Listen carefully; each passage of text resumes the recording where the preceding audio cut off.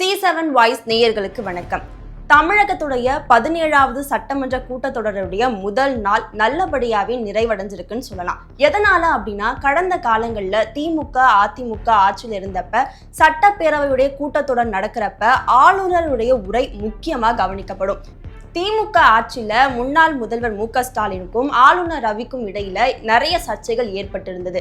எதனால அப்படின்னா, தமிழக அரசு தயார்படுத்தி கொடுத்த அந்த உரையை படிக்காம தவிர்த்தது, அதுல சில வார்த்தைகளை ஆளுநர் ரவி குறிப்பிடாம இருந்தது, அதே மாதிரி தேசிய கீதத்துக்கு தான் முக்கியத்துவம் கொடுக்கணும்னு சொல்லி பேரவையிலிருந்து எழுந்து போனது அப்படின்னு சொல்லிட்டு நிறைய சர்ச்சைகள் கடந்த காலத்துல இருந்தது. அதனால தாவேக ஆட்சி அமைந்த உடனே முதல்ல நடக்கிற இந்த சட்டப்பேரவை கூட்டத்தொடர் எல்லாராலுமே கவனிக்கப்பட்டது. இதுல ஆளுநர் அல்லேக்கர் என்ன சொல்ல போறாரு, தமிழக அரசு தயாரித்து கொடுத்த அந்த உரையை படிப்பாரா இல்லையா அப்படின்னு நிறைய கேள்விகள் இருந்தது. அந்த கேள்விகளுக்கெல்லாம் விடை கொடுக்கிற விதமா ஆளுநர் அர்லேக்கர் தமிழக அரசு கொடுத்த அதே உரையை தான் படிச்சிருக்காருன்னு சொல்லப்படுது. அதுல முக்கியமா அவர் என்னென்ன சொல்லியிருக்காரு அப்படின்னா, பாஜகவுக்கு எதிராக இருக்கக்கூடிய பல கருத்துக்களை ஆளுநர் படிச்சிருக்காரு. இதுதான் விவாதத்துக்கும் ஏற்பட்டிருக்கு. ஏன்னா திமுக அதிமுக காலகட்டத்துல ஆளுநர் அவர்கள் மத்திய அரசுக்கு எதிராக எதுவுமே சொல்ல மாட்டாங்க. ஆனா தாவேக ஆட்சியில மத்திய அரசுக்கு எதிராகவே ஆளுநர் பேசியிருக்காரு. அது என்ன அப்படின்னா, முதல்ல மும்மொழி கொள்கை தொடரப்படாது தமிழகத்துல அப்படின்றத உறுதியா சொல்லியிருக்காங்க. இருமொழி கொள்கை தான் தொடரும் அப்படின்றதையும் சொல்லியிருக்காங்க. தமிழக அரசுக்கு கொடுக்க வேண்டிய நிதி பங்கீட்டுல மத்திய அரசு அநீதி இழைச்சிருக்கு அப்படின்றதையும் ஆளுநர் உரையில குறிப்பிட்டிருக்கு. கடந்த 5 ஆண்டுகள்ல மட்டுமே தமிழகத்துடைய கடன் 2 மடங்கா அதிகரிச்சிருக்கு அப்படின்றதையும் தெரிவிச்சிருக்காரு. தமிழகத்துல சாதிவாரி கணக்கெடுப்பு நடத்தப்படும், அதே மாதிரி தாவேக அரசு சொன்ன திட்டங்கள் ஒவ்வொரு ஆண்டும் நிறைவேற்றப்படும், படிப்படியா நிறைவேற்றப்படும் அப்படின்றதையும் குறிப்பிட்டிருக்காங்க.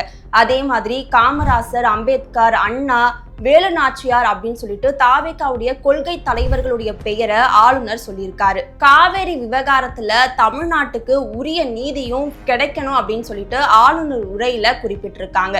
தமிழ்நாட்டுக்கு சேர வேண்டிய நிதி பங்கிட்ட மத்திய அரசு தவறாம கொடுக்கணும்னு பல முக்கியமான விஷயங்களை, அதாவது பாஜகவுக்கு எதிராக இருக்கக்கூடிய பல்வேறு கருத்துக்களை ஆளுநர் உரையில குறிப்பிட்டதை அப்படியே ஆளுநர் படிச்சிருக்காரு. இது எப்படி பார்க்கப்படுது அப்படின்னா, கடந்த ஆண்டுகளை ஒப்பிடும் பொழுது இந்த தடவை ஆளுநர் அர்லேக்கர் அவர்கள் தமிழக அரசு கொடுத்த உரையை அப்படியே படிச்சதுனால எதிர்கட்சிகள் பல்வேறு கேள்விகளை எழுப்பியிருக்காங்க. ஏன்னா இதற்கு முன்னாடி திமுக மேல காழ்ப்புணர்ச்சியோட செயல்பட்டாங்க ஆளுநர். ஆனா தாவேகாவுக்கும் பாஜகவுக்கும் இடையில ஏதாவது கனெக்ஷன் இருக்கா, அதனாலதான் அவங்க கொடுத்த உரையை அப்படியே படிச்சிருக்காரா அப்படின்னு பல்வேறு விவாதங்களை எழுப்பியிருக்கு. தாவேக ஆட்சி அமைச்சதை பாராட்டியும் ஆளுநர் உரையில குறிப்பிட்டிருப்பாங்க. முதல் முறையா தமிழகத்துல கூட்டாட்சியை கொண்டு வந்திருக்காரு முதல்வர் விஜய் அப்படின்னு அவருக்கு பாராட்டும் தெரிவிச்சிருப்பாங்க.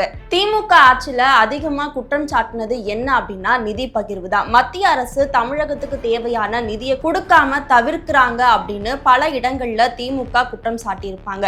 அந்த வகையில இந்த தடவை ஆளுநர் உரையில குறிப்பிட்டிருக்கிறது என்ன அப்படின்னா, தமிழகத்துக்கு சேர வேண்டிய நிதி பகிர்வை கண்டிப்பா பெற்று தருவோம், அதுக்காக உச்ச நீதிமன்றம் வரைக்கும் செல்ல தயாரா இருக்கும் அப்படின்னு சொல்லியிருக்காங்க. அதற்கான சட்ட வல்லுநர் குழுவும் அமைக்கப்படும் அப்படின்றத இந்த ஆளுநர் உரையில குறிப்பிட்டிருக்காங்க. இதே மாதிரி தமிழகத்துக்கு தேவையான பல்வேறு முக்கியமான திட்டங்களை ஆளுநர் உரையில குறிப்பிட்டிருக்காங்க.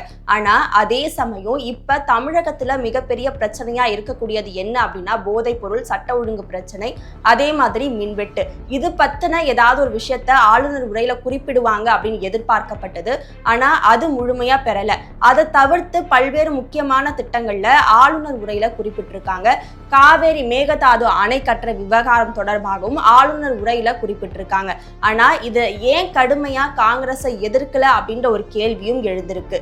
சென்னை உயர்நீதிமன்றத்துல தமிழ் மொழியை வழக்காடு மொழியா மாற்றணும் அப்படின்னு வலியுறுத்தப்படும் அப்படின்னு சொல்லியிருக்காங்க. இந்த மாதிரி தமிழ் மொழி சார்ந்து பல்வேறு விஷயங்களை ஆளுநர் உரையில குறிப்பிட்டிருக்காங்க.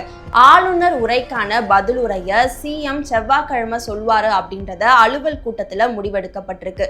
இந்த நிலையில ஆளுநர் உரை மீதான பல்வேறு விவாதங்கள் எழுந்திருக்கு. இதை எதிர்கட்சிகள் எப்படி பார்க்கிறாங்க அப்படின்றத பொறுத்திருந்து பார்க்கணும். ஏன்னா கடந்த காலங்கள்ல ஆளுநர் உரை மேல பல்வேறு சர்ச்சைகளும் விவாதங்களும் இருந்தது. ஆனா இந்த தடவை அது எதுவுமே இல்லாம தாவேக ஆட்சிக்கு சார்ந்து ஆளுநர் பேசியிருக்காரு. இது பாசிட்டிவான ஒரு விஷயமா பார்க்கப்பட்டாலும் எப்படி தாவேகாவுக்கு எல்லா விஷயத்திலையும் ஆளுநர் ஒப்புக்கொண்டு பேசுறாரு, ஆளுநர் விஜய்க்கு எப்படி சாதகமா பேசுறாரு, தமிழக அரசுக்கு சாதகமா பேசுறாரு அப்படின்னு பல்வேறு கேள்விகளை எழுப்பியிருக்கு. இதற்கு முன்னாடி கூட முதல்வர் பதவி ஏற்றும் பொழுதோ அமைச்சர்கள் பதவி ஏற்றும் பொழுதோ அங்க வந்தே மாதரம் தான் பாடப்பட்டது.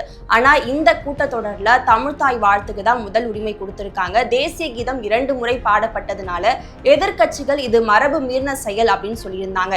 இருந்தாலும் சட்டசபையில முதல்ல பாடப்பட்டது தமிழ்தாய் வாழ்த்து தான். இது எல்லாமே தமிழக அரசுக்கு சார்ந்து செயல்பட்டதுனால இதனால தாவேகாவுக்கும் பாஜகவுக்கும் கனெக்ஷன் இருக்கா அப்படின்றத உதயநிதி ஸ்டாலின் கேட்டிருக்காரு.